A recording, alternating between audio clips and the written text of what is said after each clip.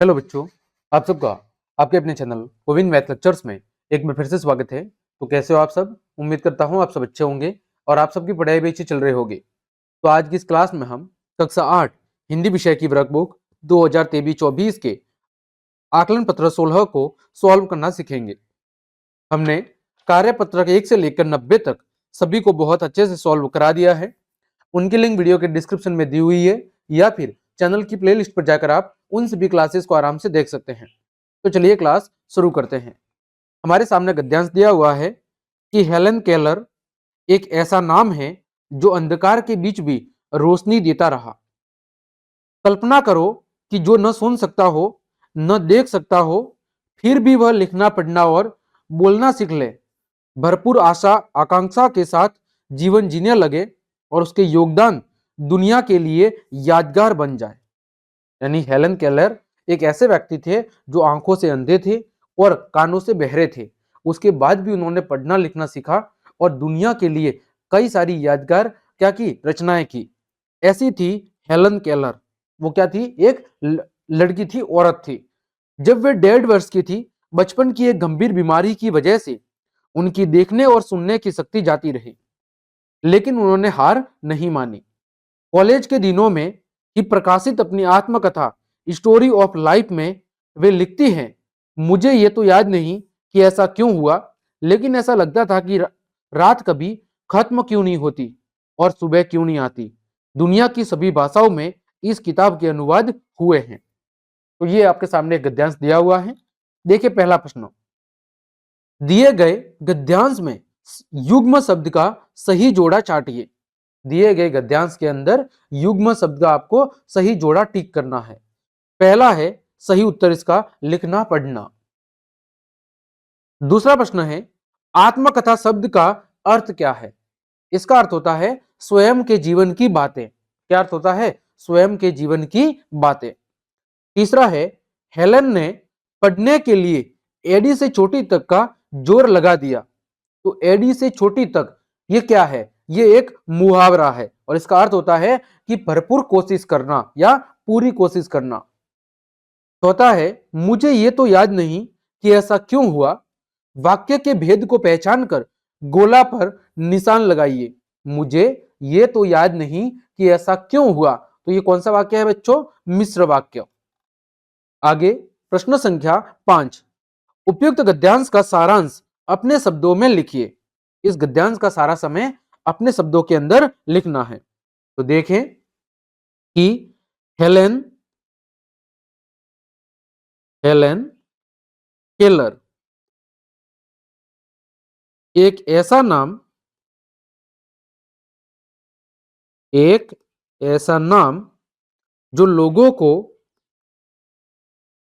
जो लोगों को प्रेरणा से भर देता है।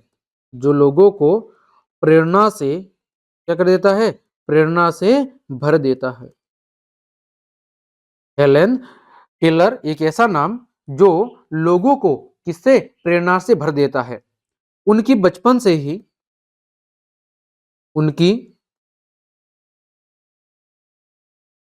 बचपन से ही सुनने और देखने की क्षमता सुनने और देखने की क्षमता खो जाने के बावजूद खो जाने के बावजूद उन्होंने उन्होंने पढ़ना लिखना सीखा पढ़ना लिखना सीखा और अपनी आत्मकथा अपनी आत्मकथा जिसका नाम था स्टोरी ऑफ लाइफ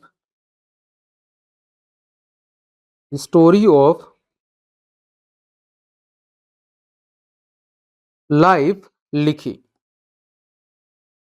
ठीक है, स्टोरी ऑफ लाइफ लिखी। ठीक है, आगे बढ़ें, प्रश्न संख्या 6।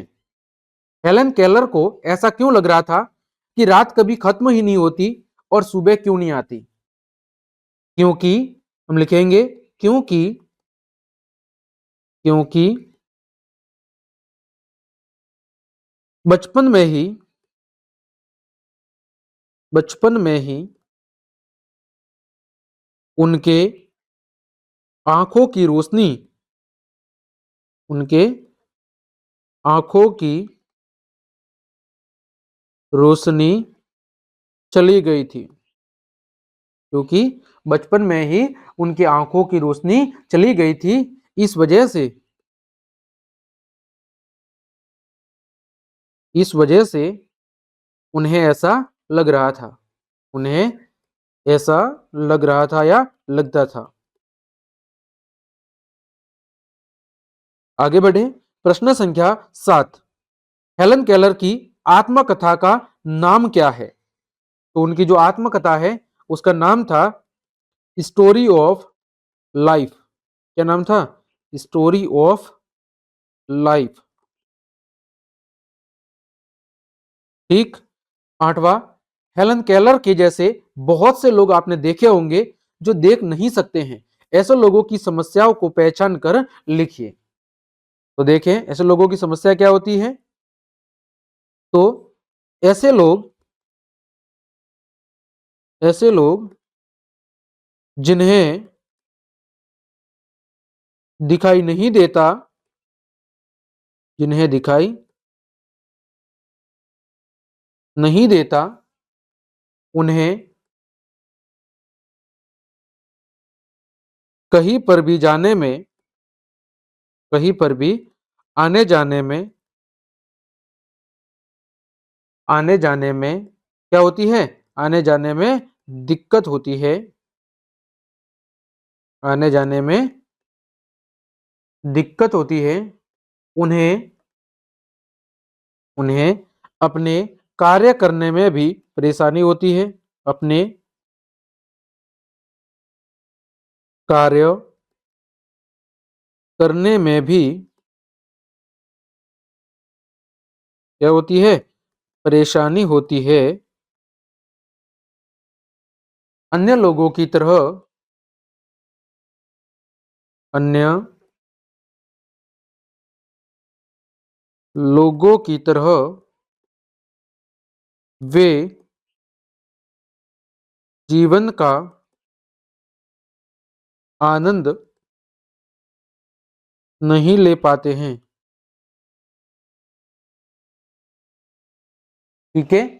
तो इस तरह हमने आपके आकलन 16 के सभी प्रश्नों के उत्तर बहुत अच्छे से जान लिए हैं।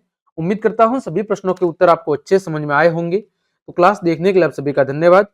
यदि आपको मेरी क्लास और मेहनत पसंद आई है तो फिर लाइक, कमेंट, शेयर और सब्सक्राइब जरूर करें। आज के लिए इतना ही। जय हिंद, जय भारत।